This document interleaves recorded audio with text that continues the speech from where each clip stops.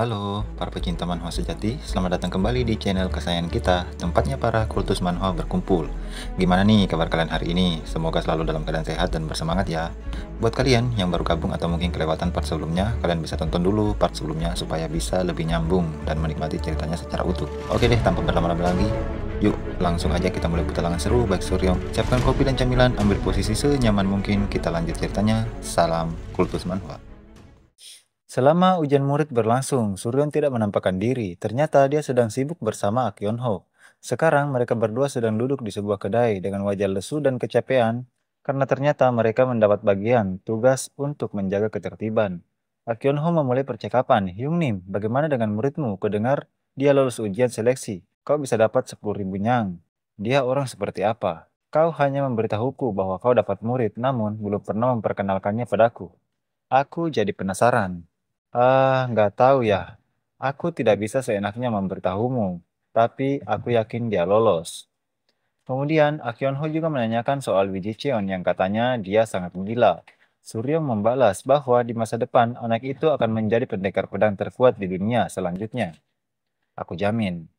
Suryong bergumam, ya tentu saja jika dia bisa mengatasi kegelapan di dalam hatinya. Iya, iya, iya. Hyungnim yang cintanya tiada batas pada muridnya, balas Akyon Ho.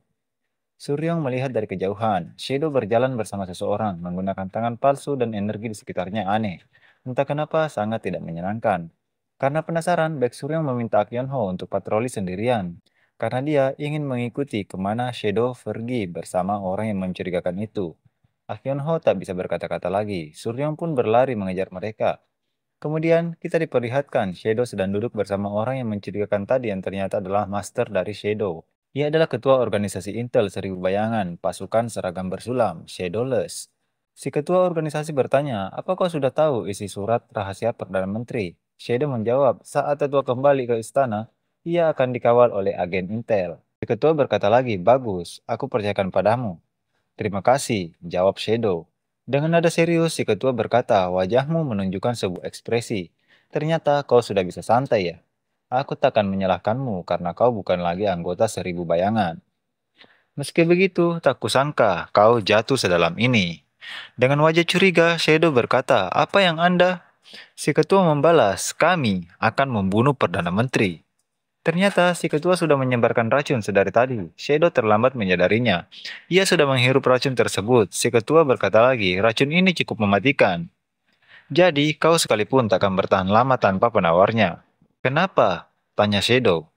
Si ketua menjawab, "Setelah Perdana Menteri sakit, Kaisar membentuk ulang badan intelijennya. Dan setelah sembuh, memerintahkan Perdana Menteri untuk kembali. Kami khawatir sang Kaisar akan kembali menjadi boneka Perdana Menteri." Dengan wajah geram, Shadow membalas, "Memikirkan bahwa bayangan sang Kaisar bisa menjadi licik dan haus kekuasaan seperti ini. Kalau bukan pengkhianat, lalu apa?" Dalam hati Shadow berkata, kalau seluruh pasukan seragam bersulam terlibat dalam rencana ini, mustahil. Shadow kemudian bertanya lagi, "Apa sang pedang surgawi juga tahu tentang ini? Kau pasti butuh izin darinya." Si ketua menarik rambut Shadow dan menghantamkannya ke meja sambil berkata, "Apa kau pikir kalau pedang surgawi di atasku?" Shadow bergumam. Melihat responnya, pedang surgawi tidak tahu tentang hal ini. Berarti ini dilakukan oleh beberapa petinggi pasukan seragam bersulam. Aku harus segera memberitahu sang pedang surgawi. Dia pasti bisa menghentikan mereka. Kita dijelaskan bahwa pedang surgawi adalah pemimpin dari pasukan seragam bersulam dan juga salah satu orang terkuat di Murin. Si ketua kemudian menawarkan, "Jika kau ingin hidup, minumlah pil ini dan kembalilah malam ini dan berikan racun ini pada Perdana Menteri. Kalau kau berhasil, aku berjanji memberikan kebebasan dan harta berlimpah. Atau kau lebih memilih mati di sini." Shadow bergumam, "Mengkhianati tetua? Tidak, aku akan memberikan hidupku untuk tetua meskipun mati di sini. Aku pastikan dia akan selamat." Sambil melemparkan pisaunya, Shadow menolak. Ia terbebas dari tali yang mengikatnya. "Jadi ini jawabanmu," balas si ketua. "Sungguh mengecewakan. Kalau begitu, aku tak punya pilihan lain." Shadow sekarang berada di dalam posisi terkepung. Dalam hati, Shadow bergumam, "Sial, dia membawa semua pasukan bayangan. Paling tidak aku harus membunuh ketua." Kalau belum selesai Shadow bergumam, ledakan tiba-tiba terjadi di depannya. "Siapa kau?" kata si ketua. Ternyata orang itu adalah Baek Suryong yang muncul dengan ciri khasnya yang tiba-tiba. Suryong pun membalas, meskipun kuberitahu memangnya kau kenal aku. Tua berkata lagi, apa kau baik Suryong? Harusnya ada assassin yang berjaga di luar. Dengan santai Suryong berkata, sudah kubunuh semua tuh. Suryong melirik ke Shadow sambil berkata, Shadow, mulai sekarang berpura-puralah seakan kau tak melihatku melakukan ini. Ya, Suryong memancarkan aura kemerahan menandakan ia mengeluarkan seni bela diri iblis namun tak merubah penampilannya. Aura tersebut menghancurkan sekelilingnya, membuat meja-meja hancur dan menghempaskan assassin yang mengepung mereka. Dasar sampah, ucap Suryong sambil mengayunkan pedang. Matilah! Kecepatan Suryong tak bisa dihindari membuat banyak assassin yang tertebas tanpa ampun. Kini tiba giliran si ketua. Sial, ucapnya. Sambil mengarahkan tangan palsunya ke arah Suryong. Tangkis ini kalau kau bisa, puluhan jarum beracun meluncur seperti panah. Seketika, Suryong sudah berada di belakang si ketua dan siap melancarkan serangan. Satu serangan membuat lengannya terputus. Suryong lanjut memberikan tendangan kuat ke perutnya hingga membuat si ketua terlempar tak berdaya. Suryong kemudian menginjak kepalanya sambil berkata, kalau tidak ada lagi yang ingin kau tunjukkan, kita akhiri saja. Karena sekarang aku sedang sibuk. Akhirnya Suryong mengetahui bahwa si tetua adalah Perdana Menteri. Suryong kemudian mengikat si ketua. Si ketua berkata, kau lebih kuat dari dugaanku. Aku salah mengira, hanya Sedo yang menjadi ancaman. Tapi, terus kenapa? Toh Gong Sonsu pada akhirnya akan mati. Takdirnya telah ditentukan. Tidak, aku akan melindungi tetua, balas Shadow sambil menarik pedangnya mengarahkan ke leher si ketua. Selain dirimu, siapa lagi yang mengincar tetua? Ucap Shadow menginterogasi. Kenapa? Kau pikir bisa menghentikan mereka? Jawab si ketua. 3 sindikat assassin telah dipanggil untuk melaksanakan pembunuhan ini. Kalau mereka tahu aku gagal, maka mereka akan bergerak. Perdana Menteri dan kalian, semua akan mati. Dan ketika Perdana Menteri mati, Akademi Azure Dragon harus bertanggung jawab. Tanpa pikir panjang, Suryong langsung menikam jantung si ketua dari belakang dan ia pun mati. Untuk melindungi si tetua, Suryong membuat rencana. Tapi tak ingin menyembunyikan si tetua dari para assassin. Ia malah ingin menjadikan si tetua sebagai umpan, agar para assassin keluar. Setelah itu barulah para assassin akan diburu. Seda pun meminta izin untuk melaporkan kejadian tersebut pada Kaisar, karena tak lama lagi, kematian dari si ketua akan tersebar dan assassin lain akan bergerak. Pergilah, ucap Suryong, aku akan mengumpulkan orang-orang yang bisa dipercaya untuk menjaga tetua dan mari kita rahasiakan ini agar tetua fokus pada ujian. Baik, sampai jumpa, ucap Shadow. Ia pun bergerak dengan cepat. Suryong juga bergerak memanggil teman-temannya. Ia menyampaikan kejadian tersebut pada kakeknya, namun si kakek awalnya tak percaya. Suryong menjelaskan dengan tenang. Si kakek kemudian mencium bau darah dari Suryong. Suryong berkata, masih tercium ya. Padahal aku sudah membersihkannya. Si kakek kemudian percaya dan bertanya, mana yang benar? Suryong berkata bahwa semuanya benar. Si kakek pun bertanya, apa kau punya rencana? Iya, kata Baek Suryong. Aku sudah memanggil beberapa orang dan pengawal Perdana Menteri juga akan segera datang. Teman-teman Suryong pun datang. Ada Akyon Ho, Myung Il Ho, dan juga Jegal Soyong. Mereka semua kaget mendengar cerita Baek Suryong tentang Perdana Menteri. Jegal Soyong berkata, dan wanita ini adalah pengawal Perdana Menteri. Shadow kemudian berkata, dia tidak bohong, tolong lindungilah tetua. Benar, Suryo melanjutkan. Selama ujian, kita harus melindungi Perdana Menteri dan memburu para assassin. Hanya kalian yang bisa kupercaya di tempat ini. Akionho berkata, sepertinya kita tak punya pilihan. Jelaskan rencanamu. Jegal Soyong memotong. Tunggu, sebelum itu, bukankah kita harus melaporkan pada Kepala Akademi? Suryo menjelaskan, karena Kepala Akademi tidak bisa bertindak sendiri tanpa menarik perhatian, sebaiknya jangan memberitahunya. Lebih baik bergerak sebagai kelompok kecil.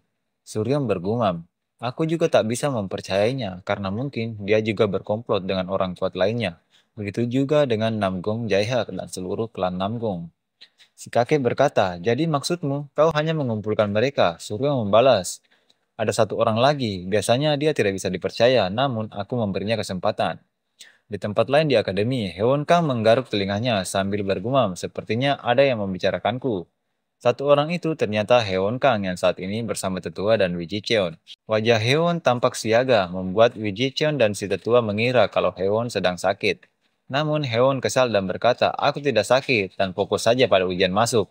Sambil kebingungan, Hewon Kang bergumam, sial tiba-tiba membicarakan assassin, sebenarnya apa yang terjadi? Tepat sebelumnya, saat makan siang, Hewon bersama tetua dan Wiji Cheon makan siang bersama sambil berbincang-bincang tentang ujian. Tiba-tiba Hewon Kang mendapat telepati dari Baek Suryong yang memberitahukan bahwa ada assassin yang mengincar si kakek. Karena si kakek adalah Perdana Menteri. Hewon tak sengaja menyemburkan air dari mulutnya ke wajah si kakek. Sungguh bocah ini keterlaluan.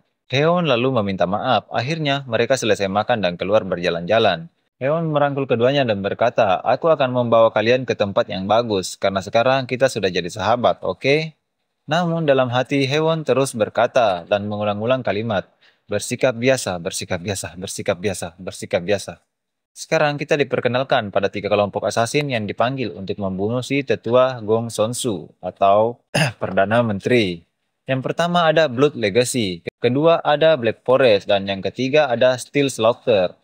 Kita beralih ke Assassin Black Forest, Caban Nancang. Karena sudah mendapat kabar, akhirnya mereka pun bersiap-siap dan langsung bergerak. Mereka diperintah oleh seorang lelaki parubaya dengan penampilan khas assassin dengan penutup mata yang menutup mata kanannya. Kita sebut saja si mata satu. Ia berkata pada bawahannya bahwa Blood Legacy cuma sekumpulan pengembara, jadi tak perlu khawatir.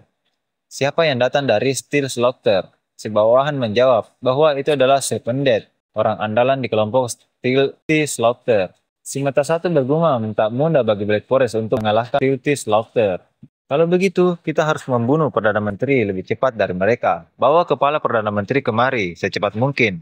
Ucap mata satu, bawahannya pun langsung bergerak. Assassin Black Forest telah melihat si tetua berjalan. Ia melaporkan pada teman-temannya. Target terlihat, ada 2 assassin yang mengamati tetua. Satu assassin menyamar sebagai penjual tanghulu menawarkan pada si tetua. Si tetua pun mau membelinya. Tiba-tiba, seorang wanita cantik langsung memeluk si penjual gadungan dan sok kenal tanpa sadar. Si penjual tak bisa berbuat apa-apa dan tak bisa bicara lagi karena aliran ki-nya disumbat. Wanita cantik membawa pergi si penjual gadungan. Si kakek pun tak jadi membeli. Di dalam ruangan, ternyata sudah ada Myung Il-ho, Ak Yeon-ho, dan Jae Soyoung yang membawa masing-masing satu assassin. Ternyata, wanita cantik tadi adalah Shadow yang juga menyamar. Yang lain kembali menjaga tetua. Kini hanya ada Shadow, si penjual gadungan, dan assassin yang tertangkap. Shadow mulai melakukan interogasi. Shadow menarik pisau dari baju si penjual gadungan, dan langsung melemparkan pisau tersebut mengenai rambut si penjual gadungan, namun tepat mengenai kepala temannya yang ada di belakangnya.